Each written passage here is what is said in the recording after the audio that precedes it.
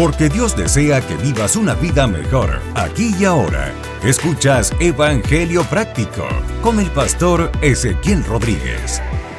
Saludos mi gente, saludos nuevamente por aquí el pastor Ezequiel y hoy vamos rápido, estamos en nuestro segundo episodio de la segunda temporada. Gracias a los que han compartido el podcast, ya el podcast está alcanzando, ¿verdad? Unos números bien buenos y la gloria y la honra es para el Señor. Si a usted le gusta, ¿verdad? Lo que estamos haciendo, usted cree que es algo importante, compártalo. Si esta información le hace bien a usted, muy probablemente le va a hacer bien a alguien más. Así que hoy en nuestro segundo episodio vamos a estar hablando sobre los niveles de guerra espiritual. Voy a mencionar los 3 niveles y luego vamos a pasar a hablar alguito de cada uno de ellos. Existe, ¿verdad?, un consenso generalizado de que la guerra espiritual se pelea fundamentalmente en 3 niveles de guerra. Primer nivel es el nivel terrenal o el nivel físico de la guerra espiritual. Se le conoce, ¿verdad?, como el nivel terrenal o el nivel físico de la guerra. Aquí la palabra, este es el enfrentamiento, el conflicto. Este primer nivel es el enfrentamiento entre Satanás y el ser humano a nivel individual. Aquí la palabra clave es individual. O sea, en este primer nivel Satanás levanta lo que se conoce como fortalezas personales. Entiéndase, mentalidades, recuerdos, hábitos, paradigmas, percepciones propias, educación, experiencias, traumas de la niñez o de la juventud temprana, conflictos familiares, etc. Este nivel se extiende desde nuestros hábitos incorrectos y nuestros deseos de pecar, o sea, desde nuestra naturaleza carnal más básica y elemental hasta casos de endemoniamiento leves a severos. Pastor, ¿qué es eso? Ahorita más luego vamos a tocar ese tema.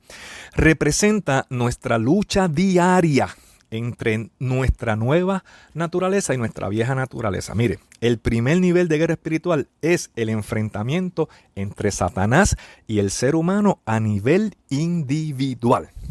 Es la guerra, la pelea entre Satanás y tú. La guerra entre Satanás y yo. O sea, como mencioné ahorita, aquí la palabra clave es individual, es el enfrentamiento, es el día a día, el enfrentamiento. Satanás quiere verme derrotado y yo quiero vivir en la victoria que Cristo compró para mí. Es ese enfrentamiento. Representa, como mencioné, nuestra lucha diaria y yo quiero que sepamos algo. Cuando nosotros aceptamos a Cristo como nuestro Señor y nuestro Salvador, pasaron muchas cosas hermosas. Entre ellas, el Espíritu Santo vino a morar dentro de nosotros. Y entonces muchas cosas se arreglaron, pero hay otras cosas que se desestabilizaron un poco porque llevábamos una vida entera. Llevábamos 10, 20, 40, 50 años viviendo como nos parecía, viviendo como nos daba el deseo de vivir, como decía el cantante, a mi manera. Hacíamos las cosas como las aprendimos a hacer, estuvieran bien, estuvieran mal. Vivimos así por muchos años y formamos hábitos. Y algunos hábitos eran buenos, pero la mayoría quizás no eran tan buenos. Pero así era como vivíamos, porque así fue que aprendimos a vivir. Y un día escuchamos la buena noticia de que Cristo había comprado nuestra libertad, ¿verdad? Que ya no teníamos necesidad de seguir esclavos del pecado y que Cristo nos regalaba la salvación del alma y con solamente aceptar a Jesús como nuestro Señor y nuestro Salvador. Y ese es un regalo, es el mejor regalo de la historia, el mejor regalo del mundo, porque nos permitirá vivir eternamente con Dios. Y solamente lo que tenemos es que aceptar a Cristo en nuestro corazón como nuestro Salvador y Señor. Entonces, cuando aceptamos a Cristo como Salvador, pasamos de muerte a vida, cambiamos de una naturaleza carnal a una naturaleza espiritual. Pero esto representa un gran reto y en la vida del hombre y la mujer un gran caos. ¿Por qué? Porque ahora tenemos una nueva naturaleza espiritual viviendo dentro de nosotros, pero nuestra vieja naturaleza carnal no se fue a ningún sitio, se quedó viviendo con nosotros. Entonces ahora sí que se formó el revolú. Ahora tenemos un gran conflicto todos los días de Dios, desde que abrimos los ojos en la mañana hasta que nos acostamos en las noches. Pero pastor, ¿por qué este revolú? Porque ahora tenemos que aprender a desobedecer a nuestra vieja naturaleza y comenzar a obedecer a la nueva. Y, por ejemplo, en una situación de tráfico mañanero, en una situación de un corte de pastelillo en la mañana, su vieja naturaleza quiere resolver el asunto como lo ha hecho toda la vida. Pero el Espíritu Santo que ahora vive dentro de ti, te dice, hey, no lo resuelvas de esa forma, no respondas así, ahora vamos a hacerlo de esta otra manera. Y entonces, ¿cómo nosotros manejamos, cómo respondemos a esta nueva realidad? Esto, mis amigos, es el primer nivel de guerra espiritual. Mi vieja naturaleza se quiere imponer porque es la que más tiempo me ha gobernado. Pero ahora el Espíritu Santo me habla y me dice, no, eso no te conviene, no es por ahí. Este tipo de conflicto es el que se maneja en el primer nivel de guerra. Es individual entre el bien y el mal, pero el asunto es conmigo como individuo. Y es importante destacar que en este primer nivel es el nivel más básico de la guerra espiritual y todos los nacidos de nuevo, todos los que hemos aceptado a Cristo, estamos peleando en este nivel, lo sepamos o no. Y ese pequeño detalle es demasiado importante que los conozcamos. Pastor, y que a mí nadie me habló nada de guerra. es que estamos en una guerra y que estamos peleando y aunque lo supieras o no lo supieras, pero es que a mí nadie me dijo nada de guerra, pastor, ¿de qué usted está hablando? Mira esto, corazón, cuando aceptamos a Cristo como nuestro Señor y Salvador, pasaron muchas cosas en ese preciso instante, muchas cosas hermosas. Lo primero que ocurrió es que todos nuestros pecados fueron borrados inmediatamente. Todos, pastor. Usted no tiene idea de las cosas que yo hice. Esto no tiene que ver de las cosas que hiciste. Es que todos tus pecados fueron perdonados ipso facto, en el momento. Todos tus pecados. Y eso teológicamente se le conoce, ¿verdad? Como la redención, el proceso de redención y el proceso de justificación. Y ambos procesos son instantáneos. En otras palabras, tú y yo fuimos comprados y declarados inocentes delante de Dios en el momento justo en que aceptamos a Cristo como Señor y Salvador. Lo segundo que ocurrió fue que pasaste del reino de las tinieblas al reino de la luz. Y este asunto esencialmente lo que significa es que al aceptar a Cristo te convertiste en enemigo de Satanás. ¿Cómo es eso? ¿Cómo es? Asimismo es, le declaraste la guerra a Satanás. Pastor, pero yo no sabía eso. Yo lo que hice fue aceptar a Cristo. Yo no le declaré la guerra a nadie. Sí, lo hiciste. Mira, en realidad solamente hay dos lados. O eres amigo de Satanás o eres su enemigo. Y esa es la razón, escúchame bien, esta es la razón principal por la que en muchas ocasiones escuchamos a personas decir, yo he escuchado a personas decir, mano, antes de yo convertirme, antes de yo hacerme cristiano, antes de yo empezar a ir a la iglesia, yo no tenía tantos problemas como ahora. No hice más que aceptar a Cristo como mi Salvador y ahí se me complicó la existencia, se pusieron los huevos peseta, como decimos aquí en Puerto Rico. Ahí empezó la guerra en mi casa, ahí se me rompió el carro, ahí me despidieron del trabajo, mi hijo se puso rebelde, mi hija no me habla, el jefe o la jefa la cogió conmigo, no pego una, pastor, no pego una. Mira lo que dice Segunda de Timoteo, lo que escribe el apóstol Pablo en Segunda de Timoteo, capítulo 2, verso 3. Tú, pues, sufre penalidades como buen soldado de Jesucristo. Pablo le está escribiendo a su hijo espiritual, a Timoteo, y le está diciendo, tú, pues, sufre penalidades como buen soldado de Jesucristo. Bienvenido a la guerra. Y Dios desea que seamos, si usted leyó bien ahí, dice que Dios desea que seamos un buen soldado de Jesucristo, lo que quiere decir que pueden haber soldados que no sean buenos, pueden haber soldados que sean regulares o mediocres, pero tú y yo fuimos llamados a ser soldados de los buenos, ¿verdad? Ser de los excelentes. Tú y yo aspiramos a ser de los excelentes, de los soldados de élite de Jesús. Ahora te voy a decir algo. Gran parte, aproximadamente un 95% de la guerra espiritual en el primer nivel se pelea en la mente. Y esto es el core, esto es el núcleo, lo más importante de lo que yo quiero que tú entiendas en este podcast. O sea, gran parte de ese primer nivel de guerra espiritual se pelea en la mente. Mi mente y tu mente es el principal campo de batalla y eso es demasiado importante.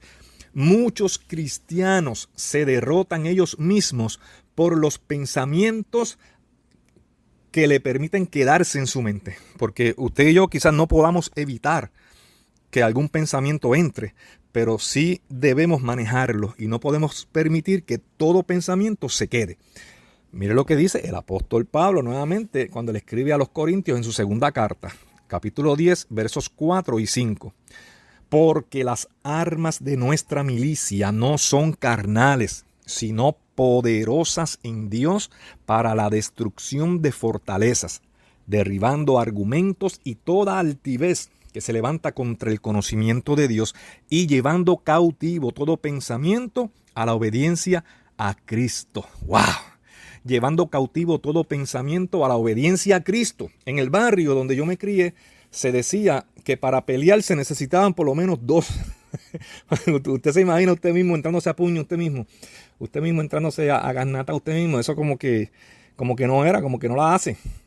Entonces el apóstol Pablo, cuando le escribe a los Corintios, le está instruyendo y nos está diciendo a nosotros también que no podemos permitir que cualquier pensamiento se quede en nuestra mente, sino que tenemos que llevarlo cautivo. Y esa es una acción violenta, es algo que va contra nuestra naturaleza. Tenemos que ser valientes, decididos, tenemos que ser determinados en llevar cautivo todo, no algunos, todo pensamiento a la obediencia a Cristo.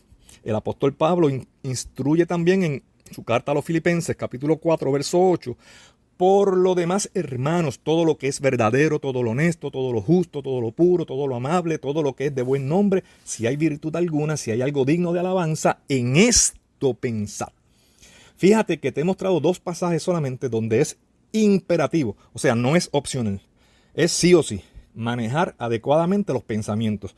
Los pensamientos son algo demasiado importante como para no prestarle atención, mi gente. Usted y yo tenemos que prestarle atención a lo que hay en nuestra mente, a lo que pensamos. Los pensamientos forman imágenes, que forman emociones, que nos hacen tomar decisiones, que nos llevan a la acción, que a su vez forman hábitos y dan forma a nuestro carácter. Y es ese carácter el que nos lleva a nuestro destino. Algunos pensamientos comunes que el enemigo puede inyectar en la mente, algunos, porque son muchísimos, pero algunos nada más, por ejemplo, la rebeldía, el desánimo, el conformismo, la mentira, la lujuria, la baja autoestima, yo no sirvo para nada, pastor, el suicidio, la violencia, la religiosidad. Ay, Padre Celestial, pastor, ¿y cómo vamos a manejar todos esos pensamientos? Eso está complicado. Bueno, hay tres formas y tres pasos básicos para manejar pensamientos en nuestra mente. Estás escuchando Evangelio Práctico. El primer paso es identificar la fuente o el origen del pensamiento. En otras palabras, ¿de dónde demontre viene este pensamiento? ¿De dónde vino este pensamiento? Y la realidad es que hay tres posibles fuentes del pensamiento. Primero, Dios. Dios puede poner pensamientos en tu mente y en la mía. En Mateo 16:17 dice: entonces le respondió Jesús: bienaventurado eres, Simón, hijo de Jonás, porque no te lo reveló carne ni sangre, sino mi Padre que está en los cielos. Ahí vemos cómo Dios inyectó un pensamiento en la mente de Pedro, y Pedro entonces pudo declarar de Jesús que era el Cristo, el Hijo del Dios viviente. Nuestra mente es la segunda fuente de pensamiento. La primera fuente es Dios y la segunda nosotros, ¿verdad? Que nosotros de vez en cuando pensamos también, de vez en cuando producimos pensamientos también. Así que nosotros somos la segunda fuente. Y la tercera fuente de pensamientos en nuestra mente es Satanás, ¿verdad? En Mateo 16:23 dice, que hablando de Jesús, dice: pero él, volviéndose, dijo a Pedro: quítate de delante de mí, Satanás, me eres tropiezo, porque no pones la mira en las cosas de Dios, sino en la de los hombres. ¡Wow! Fíjense cómo Satanás logró inyectar un pensamiento en la mente de Pedro, y Pedro le dijo a Jesús: no vayas a Jerusalén porque te van a matar. Entonces ese pensamiento lo que buscaba era que Jesús no muriera en la cruz y no hubiera redención. Entonces Jesús se da cuenta y cuando le habla a Pedro se dirige a Satanás, porque fue Satanás el que inyectó el pensamiento. Es decir, entonces que hay tres fuentes. Podemos recibir pensamientos de tres fuentes: Dios, nosotros y Satanás. Segundo paso, ya el primer paso es identificar el origen. El segundo paso, cuando logramos identificar entonces el origen del pensamiento, es cancelar ese pensamiento en el nombre de Jesús. Este pensamiento no es mío, este pensamiento no es de Dios, yo lo cancelo ahora en el nombre de Jesús. Y si usted le metió el primer puño al enemigo, usted le metió la primera bofetada al enemigo. Pero en cualquier país del mundo, 2 garnatas duelen más que una. Y ahí le metimos la primera, pero vamos a meterle la segunda. ¿Cuál sería entonces esa tercera forma de manejar pensamientos? Bueno, primero identificamos el origen, segundo cancelamos el pensamiento y ahora vamos a citar la palabra de Dios por el espíritu contrario a ese pensamiento. Mire, por ejemplo, Dios te dice: mira, yo quiero que tú vayas a aquel lugar y quiero que hables estas palabras a esta persona. Vas a encontrar a una persona allí y yo quiero que tú le digas esto. Y usted sale para allá, pero en el camino le entró un pensamiento terrible de temor, de cobardía, de miedo, le da un miedo, un pánico. Y entonces usted necesita identificar de dónde vino ese pensamiento, que obviamente no vino de Dios. Obviamente Dios no te va a poner pensamiento de miedo. Y algo que contradiga su propia instrucción. Entonces le quedan dos opciones: o los produjo usted o vienen del enemigo. Entonces, por el Espíritu Santo, escúcheme bien, por el Espíritu Santo es la única manera en que podemos discernir. El Espíritu Santo es quien nos va a decir de dónde vino el pensamiento. Y en este caso, el Espíritu Santo que vive dentro de nosotros nos dice: ese pensamiento lo inyectó Satanás, ese pensamiento no es tuyo ni es de Dios. Entonces, ya identificamos de dónde vino y qué vamos a hacer. Pues vamos a cancelarlo. Este pensamiento que vino de miedo, de momento yo lo cancelo en el nombre poderoso de Jesucristo. Y como dijimos, ya le metió la primera bofeta. Pero la segunda, usted va a citar la palabra por el espíritu contrario a ese pensamiento. Usted va a citar, por ejemplo: porque no nos ha dado Dios espíritu de cobardía, sino de amor, de poder y de dominio propio. Y le citó la palabra por el espíritu opuesto. Eso está en 2 Timoteo, capítulo 1, verso 7. Y yo sé que cuando comencé a definir el primer nivel de guerra espiritual, mencioné que se extiende desde mis deseos de pecar, o los de mi vieja naturaleza, hasta casos de endemoniamiento leves o severos.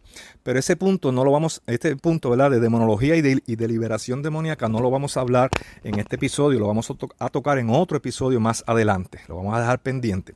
Vamos a hablar del segundo nivel de guerra. El segundo nivel de guerra se le conoce como el nivel espiritual o nivel del ocultismo. Nivel espiritual o nivel del ocultismo. En este segundo nivel de guerra es el enfrentamiento, es el conflicto entre Satanás y el ser humano en sociedad, el ser humano en comunidad. Ya no el ser humano individual, ya no es la guerra entre Satanás y yo, ya no es la guerra entre Satanás y tú, ahora es la guerra entre Satanás y la sociedad, el ser humano en sociedad. Satanás busca en este segundo nivel, Satanás busca infiltrarse en la idiosincrasia de un pueblo, en su cultura, escuche bien, en su cultura, en sus creencias, en sus festividades y en sus celebraciones y en muchas otras áreas. Pero estas son las principales. En Hechos capítulo 17, verso 16, dice que mientras Pablo los esperaba en Atenas, su espíritu se enardecía viendo la ciudad entregada a la idolatría. Todo lo que tenga que ver con las características definitorias de un país, aquí busca Satanás infiltrarse.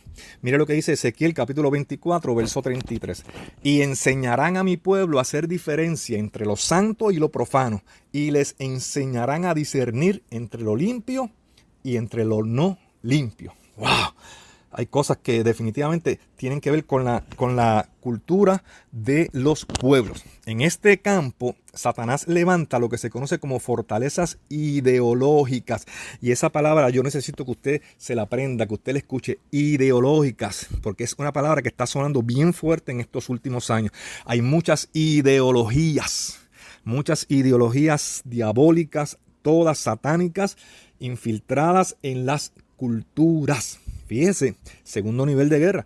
Satanás va a buscar infiltrarse en las culturas, en la idiosincrasia, en la forma de pensar de un pueblo, en su celebridad, en sus festividades, en sus celebraciones, en la manera en la que un pueblo piensa y una ciudad. O sea, aquí levantan fortalezas ideológicas. En este nivel Satanás conoce y aprovecha todo ese conocimiento. Por ejemplo, si yo te pregunto a ti, ¿quiénes fueron los primeros habitantes de la ciudad donde tú vives? ¿Quiénes fueron esos primeros habitantes? ¿De dónde vinieron? ¿Cuál era su nivel de escolaridad? ¿Cuáles eran sus celebraciones? Las celebraciones que se hacen ahora, ¿guardan su esencia original o ha evolucionado? ¿Cuál era su cultura? ¿Qué cosas eran importantes para esos primeros habitantes? ¿Qué adoraban, por ejemplo? ¿Qué religión eran?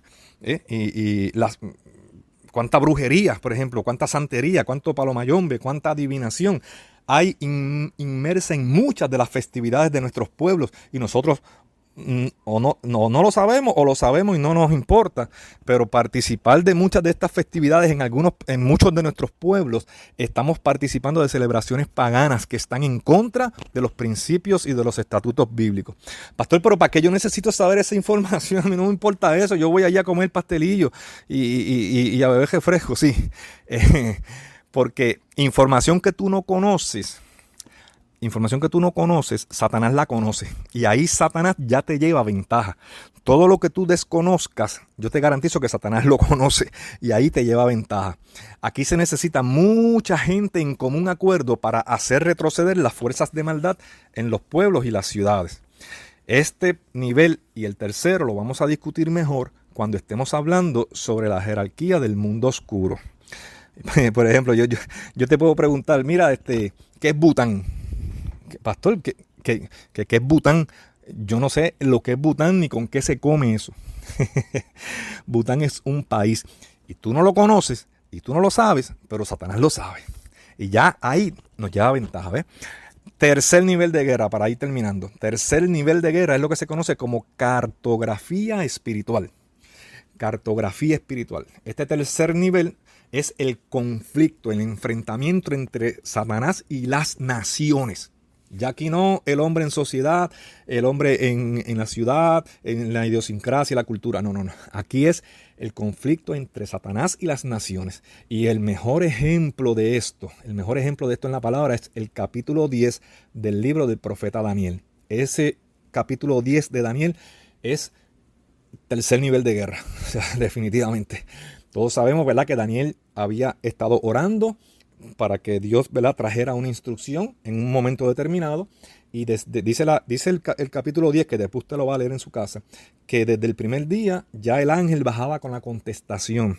Un ángel fue enviado por Dios a traer la contestación a Daniel, pero dice que en el camino, mientras el ángel descendía, se le opuso el príncipe de Persia. Y dice que durante 21 días estuvieron luchando el ángel contra el príncipe de Persia. 21 días y Daniel orando. Si Daniel se hubiese cansado de orar en el día 20, en el día 19 no pasaba nada, se caía todo, pero Daniel seguía orando y el ángel seguía batallando, y dice que tuvo que venir entonces el arcángel Miguel y enfrentarse Miguel entonces al príncipe de Persia para que el ángel pudiera descender y traer la contestación. Mira lo que dice el verso 13 de ese capítulo 10. Mas el príncipe del reino de Persia se me opuso durante 21 días, pero he aquí Miguel, uno de los principales príncipes, vino para ayudarme, y quedé allí con los reyes de Persia. En este nivel de guerra no pelea todo el mundo, hermano. Lamentablemente, este nivel de guerra no pelea, todos los cristianos no pelean en este nivel. Aquí hay que saber por lo que se está peleando, y se necesitan muchas personas que estén peleando en el poder del acuerdo, atando y desatando y usando armas y estrategias de las que hablaremos en otros episodios. Aquí Satanás busca desesperadamente infiltrarse en los gobiernos, en las judicaturas, en las universidades, en todo lo que represente estructura de poder y autoridad en una nación. Por eso es que Dios nos manda a orar por nuestros gobernantes, nos guste o no, porque es que están siendo blanco constantemente, porque Satanás va a querer infiltrarse en los gobiernos, en la judicatura, en las universidades, en las escuelas, todo lo que represente una estructura de autoridad en una nación, porque si Satanás logra controlar un gobierno, si Satanás logra controlar las cortes, si Satanás logra controlar las universidades, cualquier parecido, ¿verdad? No es casualidad, definitivamente controlará esa nación. Definitivamente Satanás va a controlar esa nación.